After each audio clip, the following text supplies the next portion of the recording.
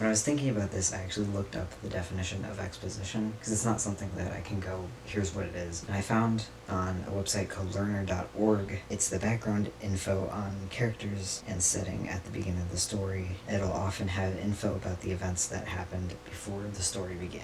So kind of like backstory and kind of like some description. And I don't really agree with the whole it happens at the beginning of the story thing. To me, exposition is the process of introducing new information to the reader, and this happens most commonly at the beginning because you do have to lay down a lot of groundwork to build your characters in the world and introduce some backstory then. But if it's done well, you sprinkle that throughout the entire book. So my best example of this that I could find is Harry Potter and the Sorcerer's Stone. In the chapter The Vanishing Glass, which is chapter 2, we see how Harry looks and how he lives through setting up the characters of the Dursleys, and we learn about the mistreatment of him through this.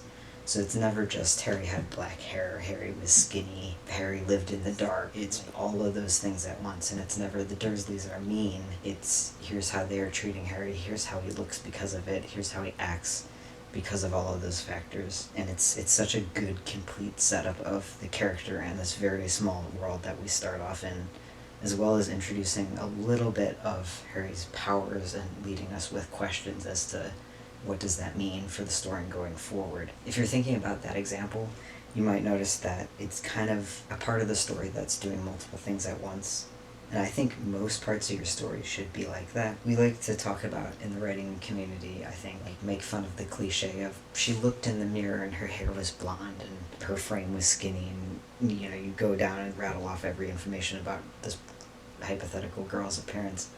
And you see that a lot in beginner writers, and like there's nothing really wrong with that when you're beginning, but I think you can get more creative with it as you go on. It's better to make the information that you're relaying relevant to the scene that you're writing, to the overall story, instead of just information for information's sake. For another example of this, especially doing multiple things at once, I don't know how to pronounce this guy's name, it's Stephen Krozek?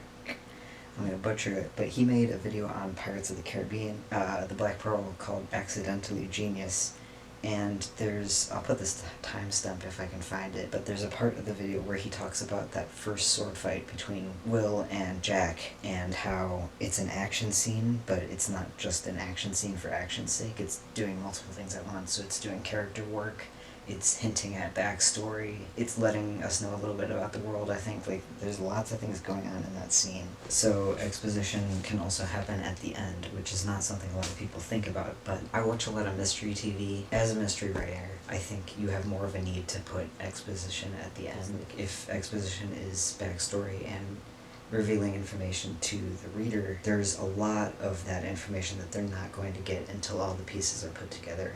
And the character might realize that on screen, but he's not going to reveal it until he's got the whole puzzle solved. You can do this by having characters just talk forever, rattle on about how they solved it, what happened, just a big, long speech. I like seeing it done in a situation where there's higher stakes, so it's not just a conversation. It's not like we gathered all of the suspects in a room and we're going to be like, and you, Mrs.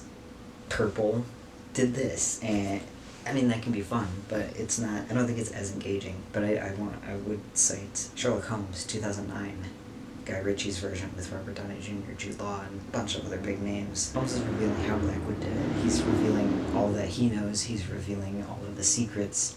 But at the same time, it's not just a normal conversation. Irene Adler is in peril at the bottom of the bridge. Holmes and Blackwood are sort of circling each other because they just had a fight that's about to resume. There's also like continuations of the fight in between Holmes's little speech. It's fun to watch, and you're getting the information still, so you're not just like listening on and on, you're also engaged in other ways, and you can do that not just on film, but on the page as well. Exposition should also be layered throughout the book. My favorite book right now, and it's probably going to be like that for a while, I've read it 3 times this year so far, House in the Cerulean Sea by T.J. Klune. The main character, Linus, he gets files on the children he's looking after at the beginning of the book, but they're incomplete, and we're told that fairly soon after. But then it's revealed that he got more information as the time went on, and we see that later in his reports that he sends to the office dichotomy that he works for.